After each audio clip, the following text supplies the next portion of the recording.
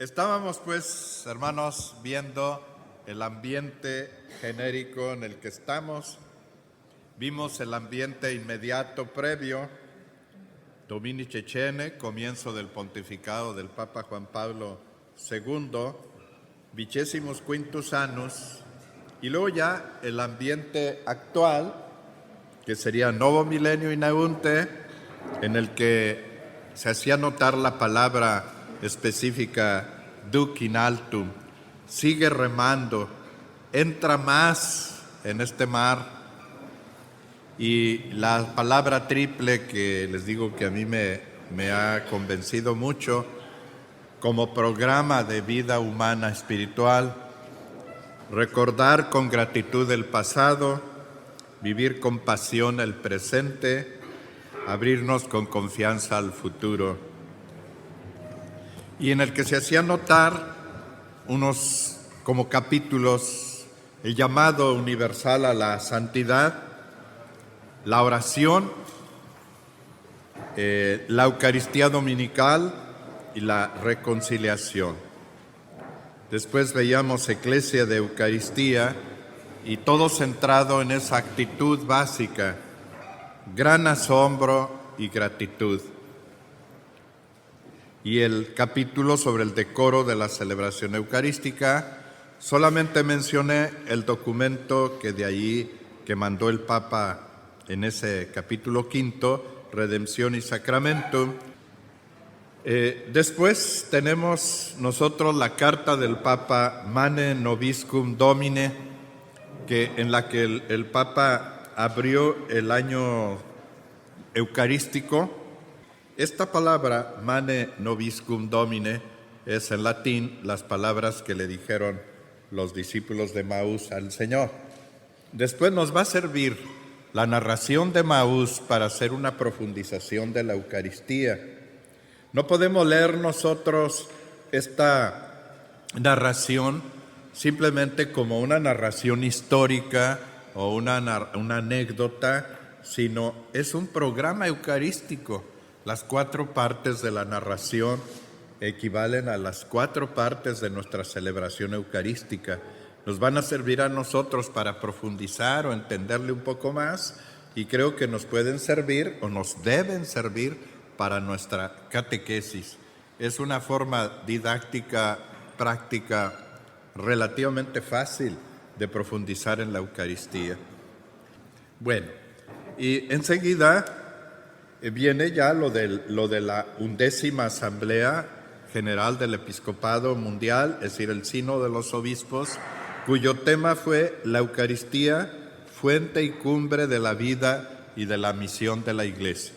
Yo pues tengo que confesarles que estuve siguiendo con mucha atención el Observatorio Romano, aunque no venían las locuciones completas, venían trozos grandes.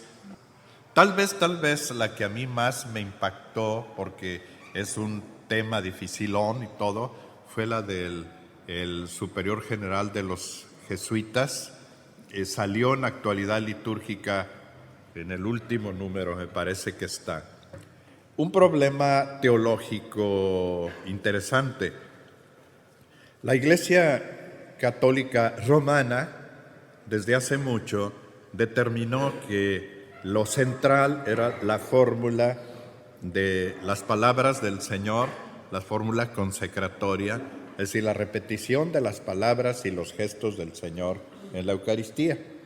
Mientras que la Iglesia Oriental pone esta transformación en la epíclesis, es decir, en la oración para que el Espíritu Santo haga esa transformación. Creo que el Padre General de la Compañía de Jesús expresó algo. Dice, no se trata de un momento cronológico, sino nos meteríamos en unos líos. Imagínense, hermanos, en una concelebración, el padrecito que le gusta trotar un poquito más, que va un instante de segundo adelante de los demás, es el que en realidad hace la consagración, y todos los demás quedan perfectamente frustrados. No va por ahí la cosa. Los padres antiguos jamás se presentaron la cuestión en qué momento se hace la transformación, sino que es una realidad no cronológica, sino es una realidad eclesial absolutamente. Esta idea, bueno, ya me estoy yendo por otro lado, pero todo sirve. Esta cuestión como mágica de las palabras de la consagración, pues es una equivocación. Hay una anécdota que además no es cierto, que Lutero un día pasando por una panadería dijo "Hoc est in corpus meum", y todo el pan se convirtió en presencia eucarística del Señor, ¿no? Si hay alguno antiguo, más o menos de mi pelo, a lo mejor vieron una película que se llamaba El Renegado, en que había una cosa teológica así por el estilo, del sacerdote aquel que había dejado el sacerdocio y para moler al seminarista que lo quería convertir, llenó una cubeta así de esas para el hielo, meter las botellas de champán, la llenó de vinos y dijo las palabras de la consagración. Y el seminarista, que sería muy seminarista y muy bueno, pero no tenía teología, pues dijo, van a profanar la sangre de Cristo, y se bebió toda la cubeta con las consecuencias que se pueden imaginar, ¿no? Es decir, no son las palabras mágicas, es todo lo que hace el ambiente eclesial, ritual, toda la redondez de la acción. Bueno, esta fue una cápsula cultural. Y hubo otras muy buenas, francamente muy buenas. Entonces, todo esto pasa al Santo Padre, así ha sido en los sínodos anteriores, con Papa Pablo VI y luego con Papa Juan Pablo II, y luego el Papa va a elaborar, a veces se han tardado el año y medio, los 2 años, y elabora ya una carta con todo el poder y toda la autoridad pontificia para iluminar a toda la Iglesia. Y esa pues ahí la vamos a esperar. Esto pues fue el sínodo de los obispos. Y ya lo último del Papa Juan Pablo fue el Jueves Santo del año pasado, en el que la carta del Papa a los sacerdotes se basó en palabras y hechos de la institución de la Santísima Eucaristía. Esto es pues lo que da nuestro ambiente hasta ahora. ¿Va bien? Entonces, ahora podemos hacer ya la presentación de la institución general del misal romano. Sería ideal que pudieran tener el documento bajo sus reverendos ojos. Creo que lo venden por aquí, porque esa sería la forma más rica de aprovechar. Quizá le pueden poner ustedes rayitas, anotaciones y cosas así. Entonces, esta institución general del misal romano, como les dije hace un rato, aunque fue publicada primariamente en el 2000, es oficialmente ya completada y restaurada hasta el 2002. En México preferimos esta traducción, Institución General del Misal Romano, como por una secuencialidad del mismo latín, que es institutio. En cambio, normalmente en España han preferido Ordenación General del Misal Romano. Una palabra u otra tienen sus ventajas y sus desventajas. Nosotros también preferimos Institución General porque cuando se cita en latín es IGMR y entonces así queda igualito en español. Bien, ¿qué cosa hay sobre este documento? Primero, que son pocas las cosas diferentes al mismo documento de la segunda edición en 75.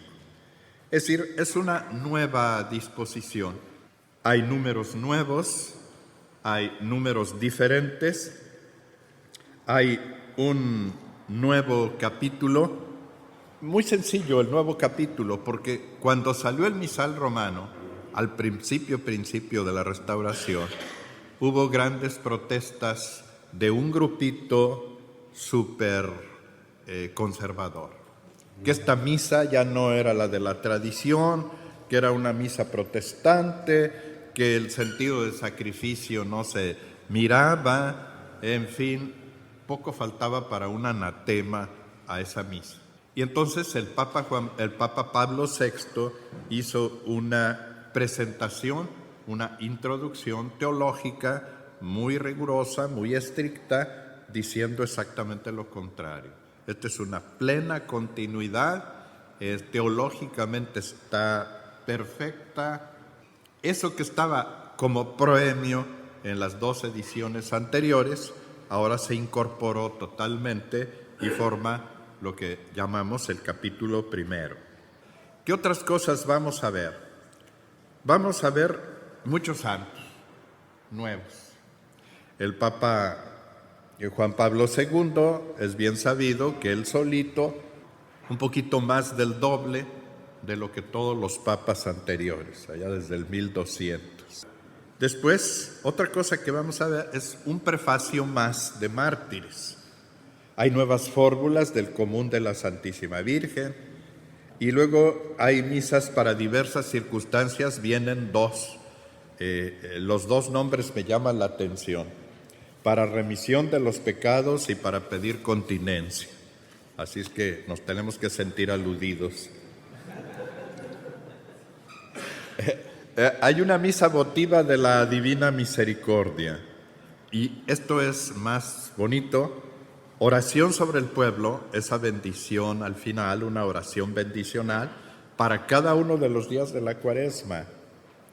Y va a haber misas para cada día de la semana en Adviento y oraciones para cada día del tiempo pascual. Además, algunas oraciones más. Nos hemos encontrado a santos importantes que en el misal únicamente viene la colecta y sin embargo ahora ya va a venir también las otras 2 oraciones. Esas se han estado, aún sin la aprobación oficial, pero nos han recomendado los obispos que lo hagamos, se han estado publicando en buena prensa estos santos nuevos y cosas nuevas. Primero, insistencias y prohibiciones. Es decir, cosas que ya estaban mandadas, pero que se insiste o se le da algún toquecito especial. Uno es el canto. El canto tiene un sentido antropológico bien rico. El canto implica una profundidad de sentimiento. Cuando nosotros tenemos un sentimiento, amor, alegría, tristeza, lo que sea, como que hay una necesidad de expresarlo a través de una canción. Y sobre todo nuestras desgarradas canciones mexicanas: pérfida mujer, me traicionaste, me dejaste, pecadora, etc. Es normal. El canto también tiene un sentido muy rico de implicación humana. Tal vez por eso se dice que el que canta ora 2 veces. Es decir, el cantar pide más tus facultades que el simple hablar. El canto crea comunidad. Tal vez todos hemos experimentado lo padre que es cantar juntos, canción que todos sabemos, o cantar en torno a una fogata. Son alusiones a nuestros antepasados cavernícolas, yo no sé. Cuando queremos hablar con belleza, nuestro lenguaje va adquiriendo como una especie de ritmo, una especie de melodía que desemboca finalmente en música. ¿Qué otra cosa podríamos ver antropológica del canto? Pues bueno, algunas importantes ya las dije. Y como verán ustedes, todas estas son importantísimas en la liturgia. Crear comunidad y expresar comunidad. Expresión de sentimientos o infusión de sentimientos, porque el sentimiento que yo traigo lo puedo expresar en un canto, pero el canto o la música que estoy oyendo infunde en mí una tenor o tónica de sentimientos. Luego, belleza. Lo queremos hacer la liturgia en belleza, lo más bonito y lo más padre para Dios, porque nosotros necesitamos de esa belleza. Y el sentido de comunidad, etcétera. Todo esto es bien importante. La participación no solamente externa, sino desde dentro. Entonces el canto, ya nos lo decía Vaticano II, no es un mero aditamento, no es un adorno, no es un lujito. Es una expresividad normal, integral. Y entonces se nos hace notar que si es tan importante, evidentemente va a tener sus condiciones. Los cantos deben ser realmente expresivos, deben realmente llevarte a orar, no es divertirte allí. El coro tiene que saber concretamente que esa es su finalidad, es ser animador de oración, no es un show, no es un espectáculo, no es un lucimiento. Y como cada canto debe estar en relación con la parte de la misa.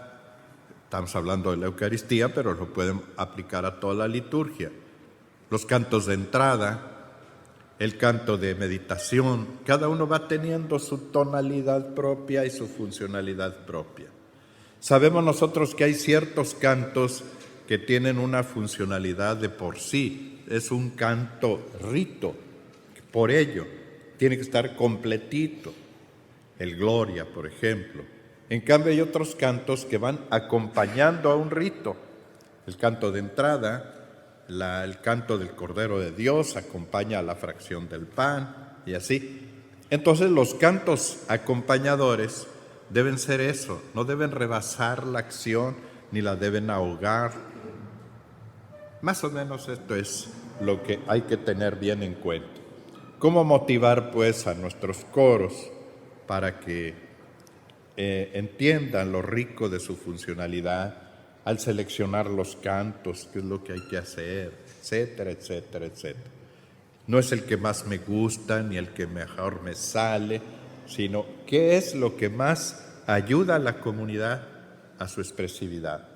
Y evidentemente que se hace mención especial del canto gregoriano.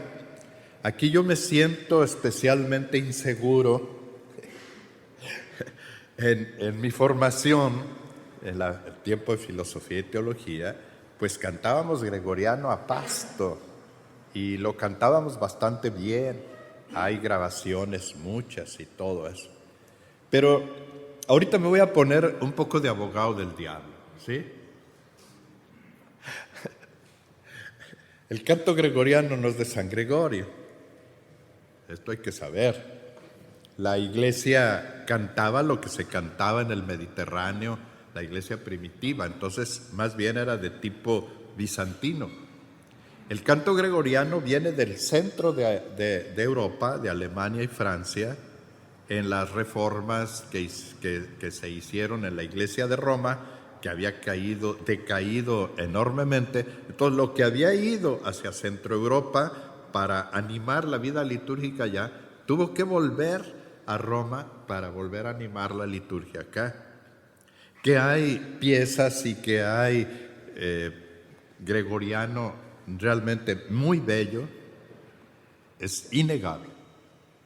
Pero mi problema es este: ¿el gregoriano puede llegar a ser un canto realmente del pueblo? Ese es mi problema grandotote. Está en latín y se necesita toda una disciplina y toda una escuela para poderlo cantar bien. En discos me parece maravilloso. En grandes abadías me parece fantástico. Pero ya a la hora de...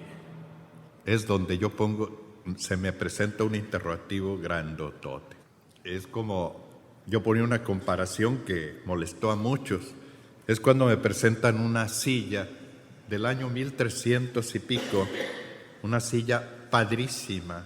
Pues yo la contemplo y le doy vueltas, pero digo, ¿me podré sentar en ella? Eso es lo que me da miedo. Pero en fin, lo que se nos dice es, pero yo lo siento también como medio europeo, porque para poder cantar ciertos cantos, cuando nos reunamos de distintas nacionalidades, en Europa esto tiene un sentido muy claro, Hay celebraciones en las que gente se congrega y pues hombre, qué padre cantar lo mismo.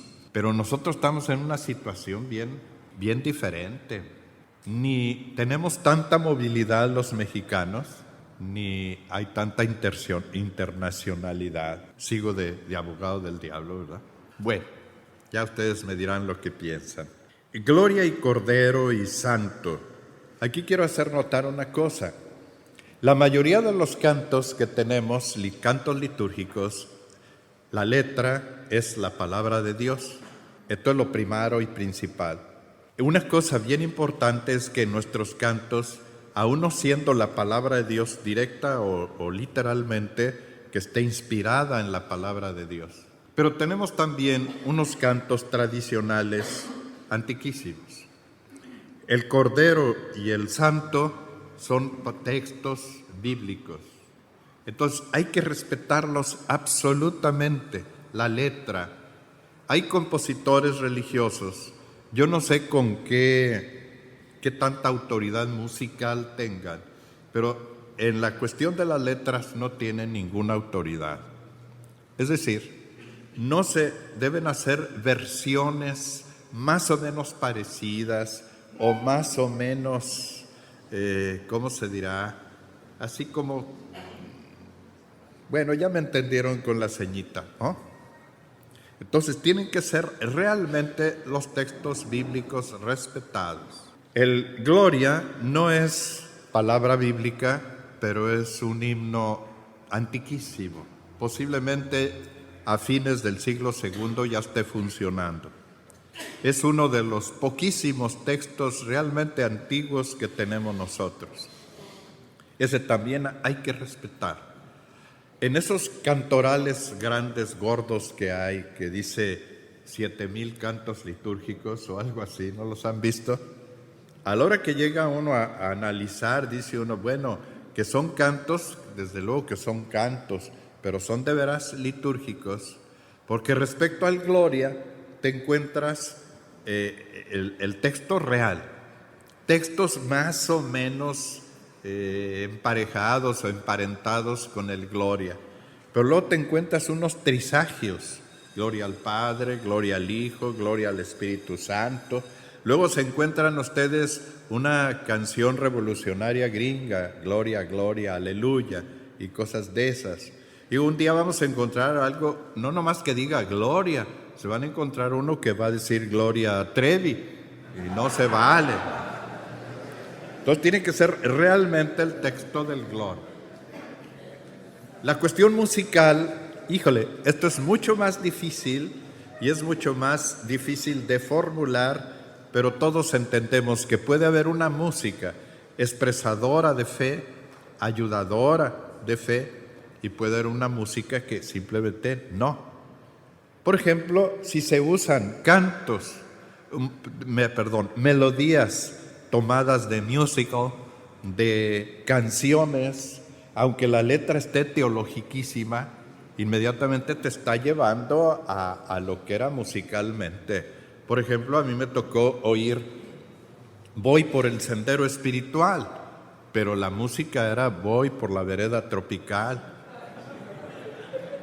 Pues, es decir, se pasa de cantos de animación o de reunión de cristianos o de fogata a quererlos cantar adentro de la liturgia, es lo que no se vale. Pero hasta algunos cantos es vaciado ahí, es donde yo comienzo a dudar, porque cantamos algunos cantos y con mucha espíritu y devoción, que evidentemente están sacados de canciones. Un himno que nosotros cantamos en vísperas, ante ti al caer de la tarde y cansado de nuestra labor, ¿se acuerda? Un día que me va a dar risa, pues es un canto cowboy de Estados Unidos, de Norteamérica. Si hasta se oye el galopito así, el cosita así de los cascos del caballo, ¿no?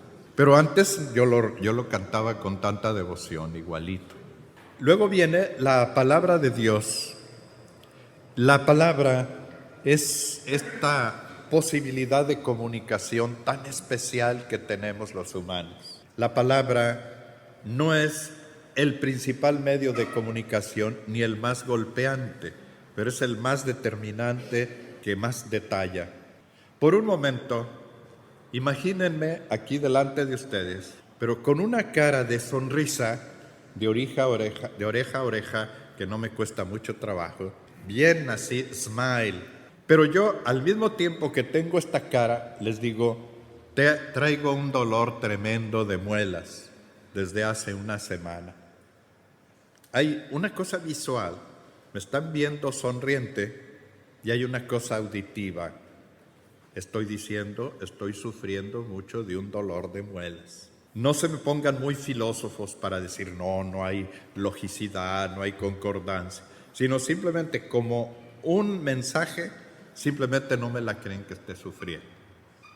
Ya lo decían los antiguos, ya Horacio lo decía en su Ars Poética, impacta mucho más lo que se ve que lo que se oye. Los publicistas lo saben muy bien. Ellos te lo expresan así: una imagen vale por 100 palabras o por 1000 palabras, según esté la inflación. Lo que te determina es más lo que ves que lo que oyes. Nuestra formación sacerdotal en general es enormemente ideológica. Por eso nuestras celebraciones pueden hacerse tan verbalistas, tan ideologicistas, y todo lo que es visión y acción y ropaje no se le hace el caso que se le debería hacer. Ahora, si ustedes me ven con una cara de sufrimiento, las comisuras de los labios hacia abajo, la ceja junta, el ojo lagrimoso, pues dicen, este cuate está sufriendo, indudablemente. Pero ya cuando digo yo, traigo un tremendo dolor de muelas desde hace una semana, ahora ya saben la causa, la cantidad, etc. ¿Ven? La palabra tiene un papel determinante y detallante absolutamente indispensable. Entonces, mis hermanos, tengan en cuenta que todos somos comunicadores del Evangelio. El Evangelio es la buena nueva de Dios, evidentemente es de Dios, pero está envuelta, es el Verbo, pero encarnado, está envuelta en ropajes de humanidad y de visibilidad y de audibilidad, etc. Por eso tenemos que cuidar tanto también el ropaje de la buena nueva. Y nosotros, sacerdotes, somos encargados de esto. Entonces, la primera cosa, diría, es que haya como una relación lógica entre lo que estamos haciendo y lo que estamos diciendo. Con relativa frecuencia yo iba a misa. No se imaginan lo que se aprende yendo a misa. Desde las bancas se ve cada cosa, que Dios guarde la hora. Y como nosotros no nos vemos a nosotros mismos, pero una vez en una reunión sacerdotal parecida a esta, un párroco levantó la mano y me dijo, quiero expresar una experiencia. Me invitaron de una familia amiga a cenar y allí fatalmente pues me pusieron el video de los 15 años de Espergencita, muchachita de la familia, que yo presidí. Y me tuve que ver cómo celebraba. ¡Qué horror! Mal vestido, chueco, las manos una para arriba y otra para abajo, los ojos papaloteando para todos lados. Dice, me rasqué hasta donde menos me tenía que rascar. Claro, en el presbiterio, no piensen mal. ¿Qué pasó? Eso no lo vemos, pero la gente sí lo está viendo. En esas misas, yo a veces veía yo una observación. Quizá nunca nos enseñaron a presidir, pero en la presidencia, en la comunicación oral, un papel enorme lo juegan los ojos. Los ojos están dirigiéndose, intensificando, etcétera, etcétera, etcétera. Entonces, saludar, el Señor esté con ustedes, es un saludo, sin ver a la comunidad. Y de veras es notabilísimo qué poquitos sacerdotes miran a la asamblea cuando la saludan.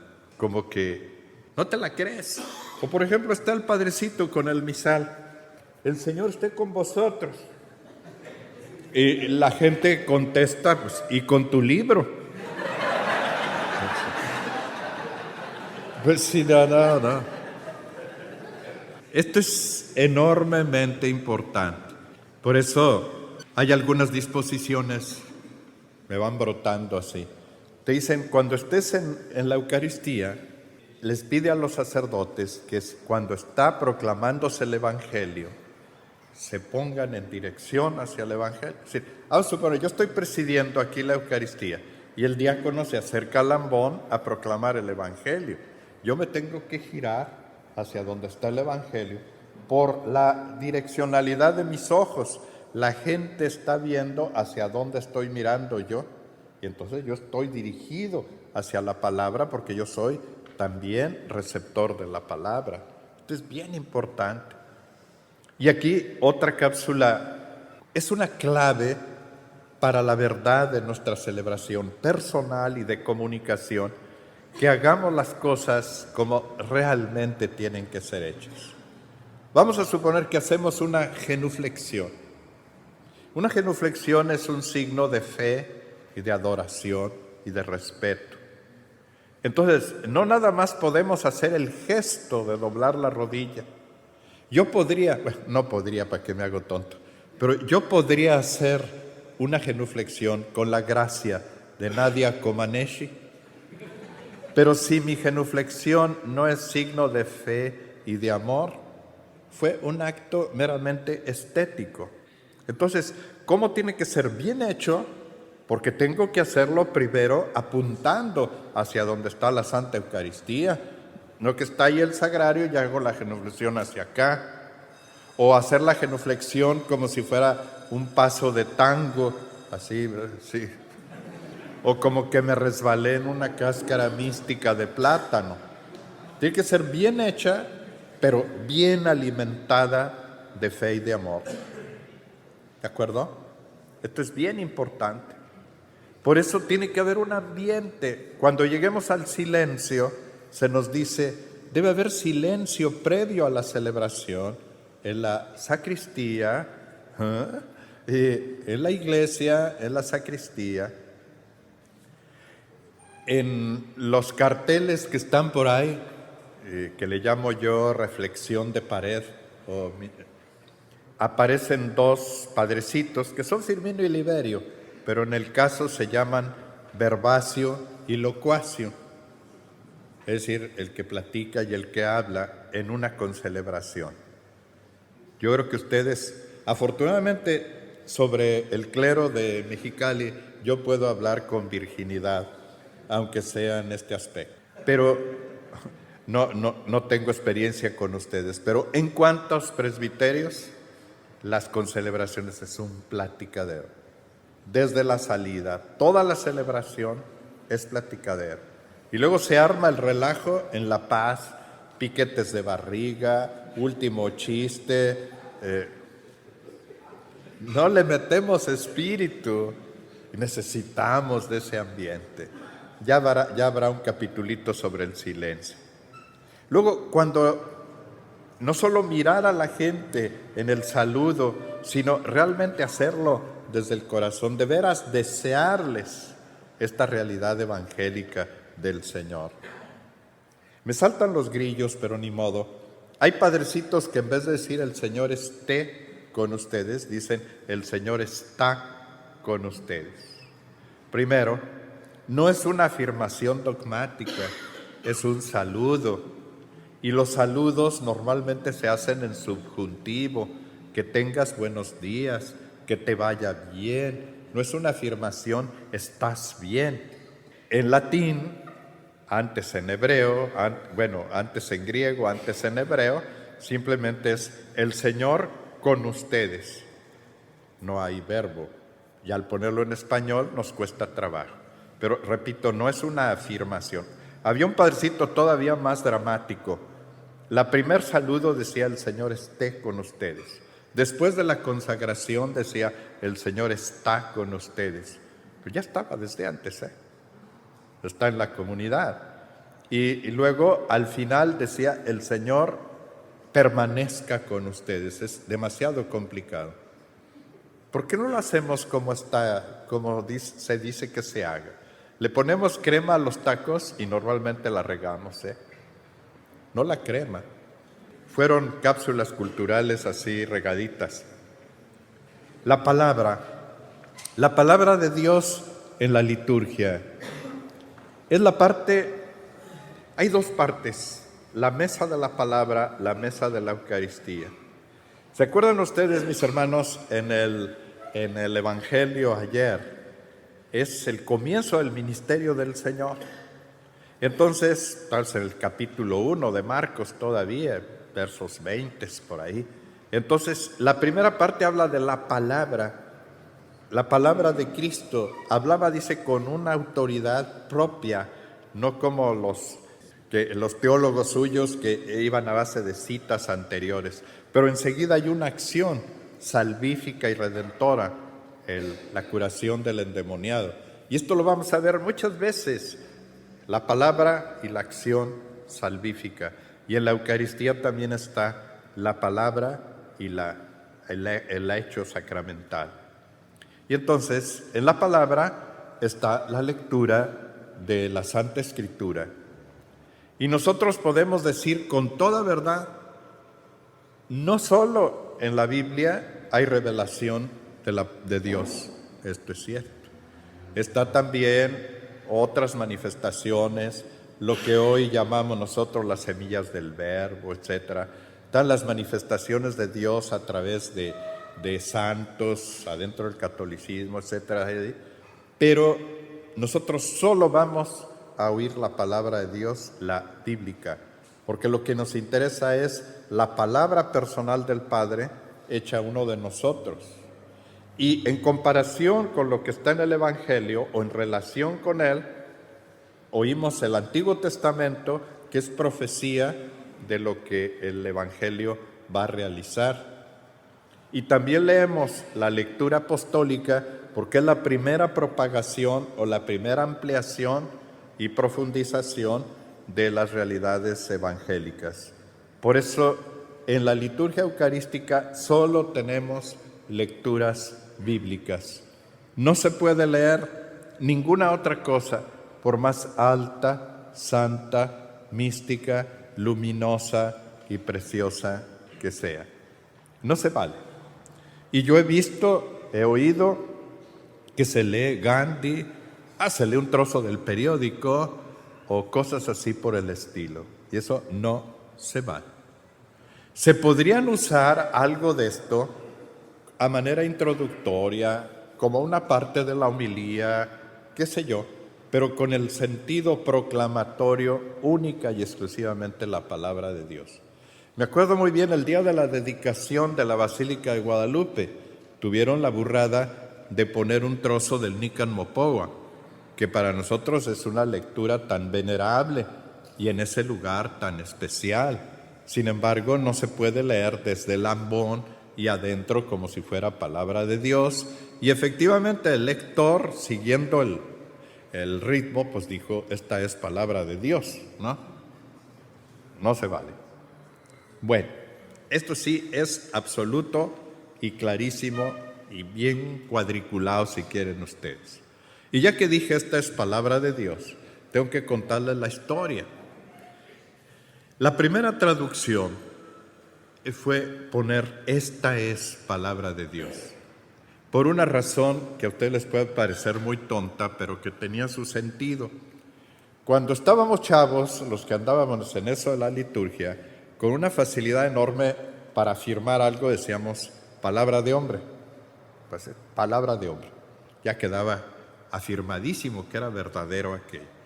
Y a algunos ahí se les hizo feo que dijéramos palabra de Dios, entonces pusieron esta es palabra de Dios, lo cual resultó dogmático, que ya tenemos mucho dogma, y resultó que luego comenzó a hacerse tomar el libro y decir esta es palabra de Dios y enseñar el libro. Pues fíjate que esta no es palabra de Dios, no me lo tomen al 100%, pero esta es la Santa Escritura, esta es la Biblia. La palabra de Dios acaba de acabar porque es proclamada primariamente. Imagínense a un director un director músico, Subin Meta o algún salsa de esas, que al acabar la 9ª Sinfonía de Beethoven tomara el legajo así con todo el score y se lo presentara a la asamblea y dijera esta es la novena Beethoven. Pues decían, oye, qué tonto, la novena acaba de acabar, ¿no creen?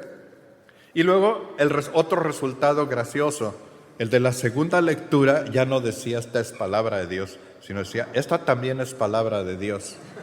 Yo lo oí. Y entonces llegaba el padrecito o el diácono a proclamar el evangelio y tal vez diría, con mucha mayor razón esta es palabra de Dios. Entonces era una competencia de... Si lo más seguro es hacer como está allí, nomás hacerlo bien hecho. Entonces no lecturas que no sean lecturas bíblicas. Así es como hay que decir, nada más palabra de Dios. ¿Cuál es la diferencia? Porque si tú dices, esta es palabra de Dios, aparece una afirmación dogmática, que no es necesario hacerla, ya la sabemos. Y trajo esos resultados que acabo yo de decir. Ahora te digo por qué entró, es una traducción malita que hicimos aquí en México y trajo estos malos resultados. No, y luego peor, porque luego te dicen, hermanos y hermanas, esta es palabra de Dios. Y así. Digo, cada uno le va echando de su ronco pecho. Se habla de proclamar. Esto también ha traído unas cosas bien curiosas. Si ustedes buscan, ¿qué quiere decir proclamar? Te van a decir las raíces más o menos. Clamar es gritar y proclamar es supergritar. Es decir, es una cosa que se dice con un énfasis tan especial, con una importancia tan especial, pero que no todo tipo literario se puede proclamar, según dicen los que saben de la lengua. En un momento dado, a muchos hermanos míos ya no les gustó que se dijera lectura. Entonces dijeron, eso está mal. Y entonces mejor voy a decir proclamación. Y hasta decían, no leas, proclama. Luego, ¿qué más? Me acuerdo de un padre. Me estoy acordando de dos padres. O primero uno, ¿verdad? Uno, con la pobrecita voz que tenía, delgadita, chiquita y apagadita, decía, proclamación de la palabra. No estás proclamando nada. Pues si no tienes con qué proclamar. Pues. En cambio me acuerdo, yo creo que ustedes lo conocen, Elizarrarás, que tiene un vocerrón así tremendo, de Tijuana. Ese hasta sin decir proclamaba. Hasta para decir buenos días era proclamación. Ahora va lo trabajoso, la reflexión. En latín dice lectio, epístule, etcétera, o lectio Sancti Evangelii, o lo que ustedes quieran.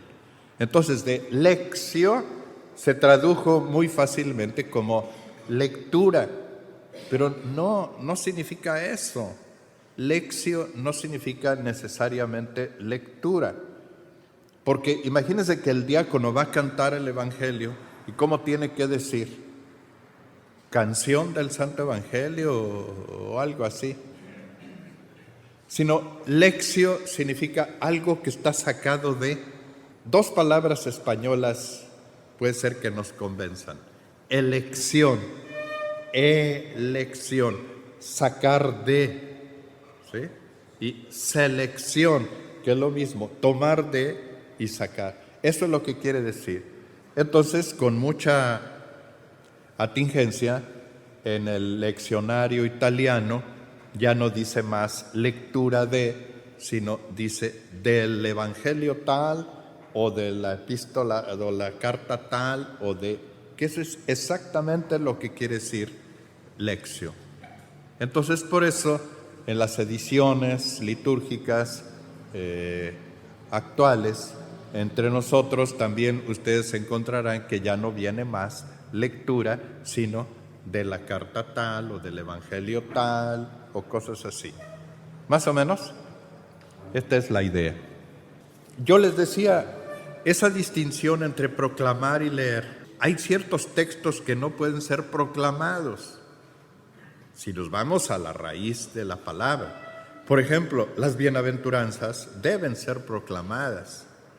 o ciertas otras afirmaciones, pero un diálogo pues, no se puede proclamar. Eso estás tú. Pero ya entendiendo lo que significa lectio, pues creo que es más fácil. Lo que sí tenemos que hacer es leer muy bien.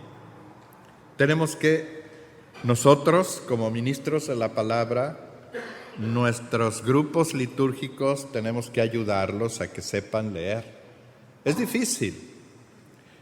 Hay muchas reglas. Comienzan por unas externas y un poquito aparte. ¿Cómo va vestido el lector?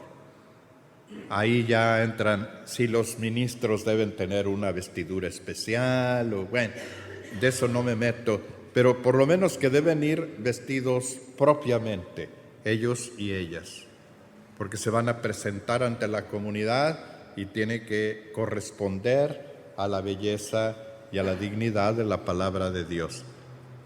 Me estoy acordando de 2 casos. Un chavo que entró a leer y le dije, no, mano, va para atrás. Traía una sudadera con una cara de chamuco, así con los cuernotes y todo, las barbitas de chivo y todo. Le digo, mira, este dibujo es una forma tradicional de presentar al diablo. Él no es así, ya lo sé, pero quiere representar al diablo.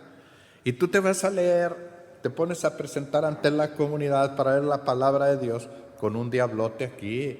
No se vale, hay un choque. Otro era más sencillo, pero parecía que decía, tome Coca-Cola, pero ya se acuerdan ustedes lo que decía, ¿no?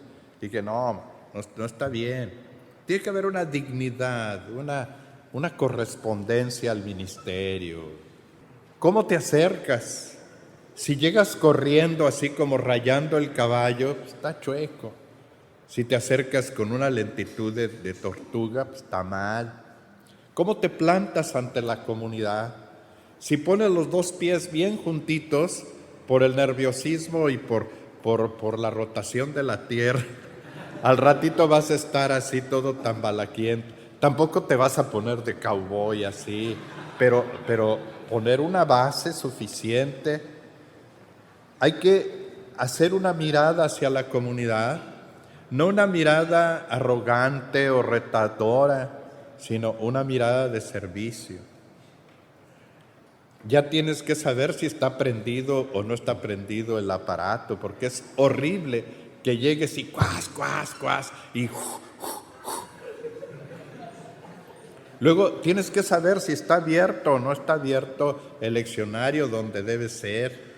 No te debes de acercar a proclamar la palabra de Dios con una hojita o con un folleto. El respeto a la palabra de Dios pide que lo proclames desde los libros oficiales. Si es evangeliario, para los días especiales, con toda la dignidad, o el leccionario, o cosas así por el estilo. Luego, saber usar el micrófono. No es lo mismo hablar a labios desnudos que hablar a través de un aparato electrónico. Tienes que conocer al micrófono. Hay micrófonos ultrasensibles que 5 centímetros de diferencia están marcando una diferencia de sonido. Y entonces es horrible que se está oyendo. ¿No es cierto? Hay otros mucho más tolerantes que no importa la distancia y más o menos responden igual. Hay que saber que las palabras tienen consonantes y tienen vocales. Yo creo que las consonantes son así como los huesos y las vocales son como la carnita. Si predominan tus consonantes, va a parecer como un esqueleto así feo. Si predominan las vocales y las consonantes tan débiles, va a parecer como una cosa gelatinosa. Entonces tienes que saber vocalizar. Ante el micrófono, tienes que leer lento. Tú tienes que sentir que estás hablando lento, para apenas sea el ritmo debido. Esto lo dicen todos los que saben de esto. Entonces lo merece la palabra. Tenemos que haber leído antes. Hay palabras a veces dificilonas, Sidrac, Misac y Abdenago, todo eso se nos... Hay tropezones. Una cosa que se nos ha dicho siempre es que debes aprender a leer primero inteligentemente y hasta después vocalmente. Es decir, vas tú leyendo y ya tienes en la mente las palabras aún antes que las pronuncies. Quizá 2 o 3 palabras antes de pronunciarlas las debes tener en la mente y puedes hacer correcciones. Si vas leyendo a la misma ritmo de lo que estás pronunciando, no va a salir bien. Hay otras 2 que podríamos llamar escuelas.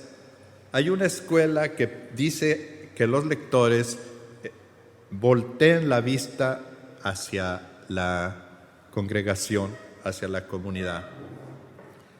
Y entonces para ese estilo, lo ideal sería prácticamente que el lector supiera de memoria el trozo, de tal manera que se pone ante la comunidad diciendo todo lo que está allí.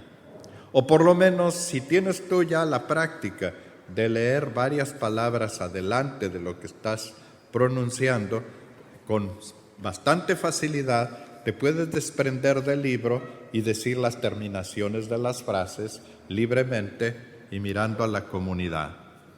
Esta es una escuela. La otra escuela dice no veas a la comunidad, porque en último término no eres tú el que estás diciendo esto. Tú eres un intermediario, pero no es tu palabra, es palabra de Dios. Entonces no tienes por qué estar mirando a la comunidad. Lee bien, con la suficiente altura de la barbilla, teniendo el libro a suficiente altura, pero no tiene necesidad de estar mirando. Ahora sí, lo que hay que evitar son esas miradas hacia la comunidad, fugaces, neuróticas, así como de tic. Lo hemos visto, ¿no es cierto? Entonces, de plano, ¿no? Más o menos. Ahora, el ritmo, las distancias, la puntuación, todo esto es cuestión de preparación y lo tenemos que hacer bien bonito. Lo mismo la separación al final entre el término de la lectura y decir palabra de Dios. Hay que dejar un lapso chiquito, pero hay que dejarlo, porque si no aparece como que dices, y Dios mató a los filisteos, palabra de Dios. Mató a los filisteos, tú por dentro requiescante impase, y luego ya. Bueno, aguas con nuestros aparatos eléctricos. Yo hace muchos años, pero sí ya hace más de 20 años, yo creo que unos 25, que leí un estudio de la efectividad de aparatos de sonido en la arquidiócesis, creo que es arquidiócesis de Oakland, ahí juntito de San Francisco. Curiosamente, se hizo la investigación técnica y el resultado podía parecer muy bueno. 75% de efectividad positiva, 25% de negativa. Hay que tener en cuenta que las iglesias de nuestros primos del norte son genéricamente más pequeñas, tienen sonorización acústica y electrónica, y sin embargo 25% de negativo. Si se nos hiciera a nosotros un estudio por el estilo, ¿cuál sería el resultado? Con cierta ambición, a lo mejor encontraríamos 25 de efectivo positivo, lo cual quiere decir 3/4 partes de negativo. ¿Cómo podríamos hacer para mejorar? Porque la palabra de Dios se queda frustrada. Lo decía ya San Agustín, les decía a los lectores, lector, si no pronuncias bien, la palabra no se puede entender. Si no le das el verdadero sentido, la palabra queda disminuida. Esta es la maravilla de que la palabra de Dios llega a nosotros, pero es también la debilidad de si nosotros no la sabemos usar bien. Algo ¿Quieren comentar sobre esto?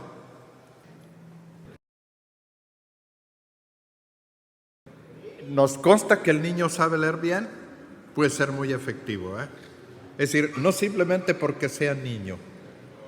Si sabe leer bien, puede hacer una buena lectura, pero también con cierta facilidad, pues a lo mejor no, nada más como porque sea niño.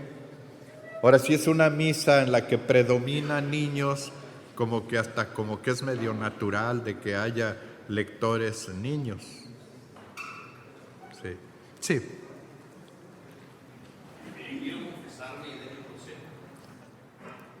¿Está arrepentido? Porque si no, no le puedo dar la solución, Señor. Ah, bueno, ese bueno. No, está perfecto, Señor. No tiene de qué arrepentirse. No. Bueno, contesto ahorita eso. Mire, yo creo que va a estar aquí adelantito, pero no importa, no importa. Podemos saltar. Dice que solamente se puede usar en la proclamación de la fe los credos litúrgicos. Entonces, los credos litúrgicos nada más son 3. El credo niceno-constantinopolitano, que es el largo, el credo apostólico, que es el corto, y el credo de la noche, el credo bautismal de la noche pascual, que es interrogación. Nada más allí yo he oído que padres, cuando le hacen así, pues le echan de su ronco pecho y le ponen patitas y manitas y le ponen crema a sus tacos y todo. No, tiene que ser la fórmula bautismal, pero esa es litúrgica. Que dijo que no. En cuanto al canto, Sí.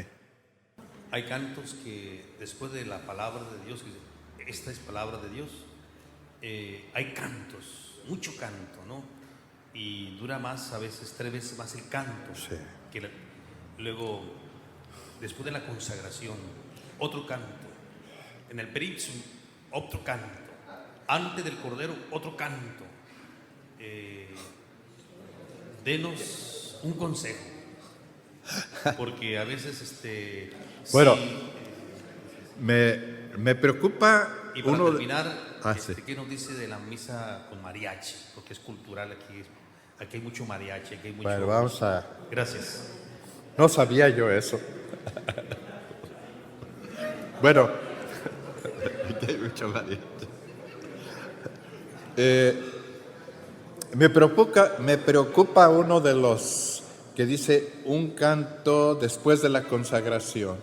¿Qué cantan? Lo que sea. Allí eso hay que tenerlo en cuenta. Lo que se puede cantar después de la consagración es esa aclamación. ¿Sí? ¿Se acuerda que inmediatamente después dice uno, este es el sacramento de nuestra fe o algo, y luego viene la respuesta? Eso sí se puede cantar, evidentemente. No, pero entonces entran cantos populares o entran cantos devocionales y promovidos por el Padrecito. Dios está aquí, qué bueno es. Me acuerdo un sacerdote. En estos momentos, queridos hermanos, ha venido Jesús a nuestro altar. Acojámoslo con un caluroso aplauso. No se oyó. A ver, más fuerte. Oye, eso no es de oración eucarística, por favor, hermano. Así como de animador de fiesta de quinceañera, no se vale. Y por eso los cantos deben ser primariamente los cantos litúrgicos y con la finalidad litúrgica de vida. Ese me preocupó especialmente, señor obispo. Y lo último, pero hubo otra pregunta todavía. Lo del mariachi, híjole.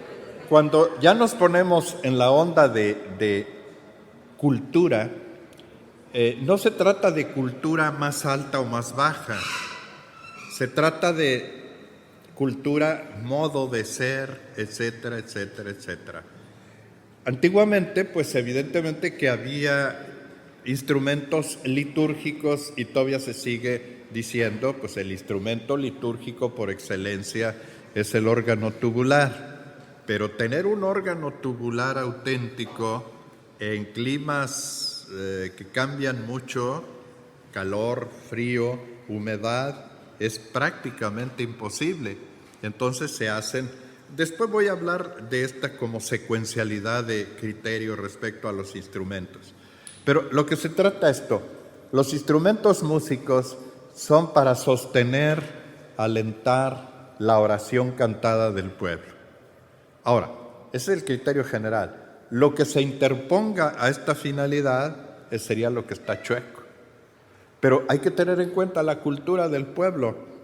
Si usted, señor obispo, si ustedes, mis hermanos, vieran reproducidas misas en África, verían nomás los angoloteos y los ritmos que se llevan allí. Pero es su cultura.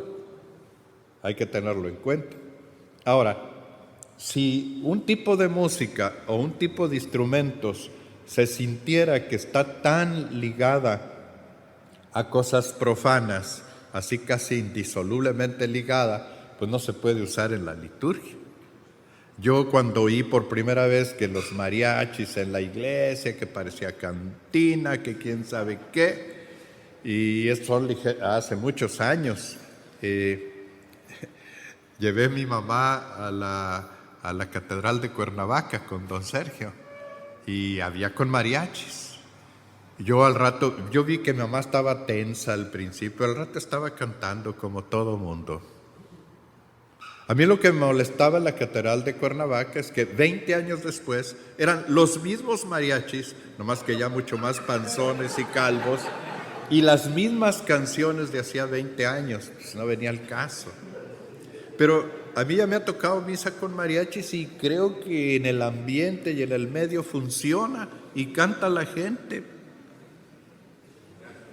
Yo creo que es el medio, el ambiente, la comunidad concretísima. Porque luego decían, haz de cuenta que te dicen, no, el instrumento músico es el órgano.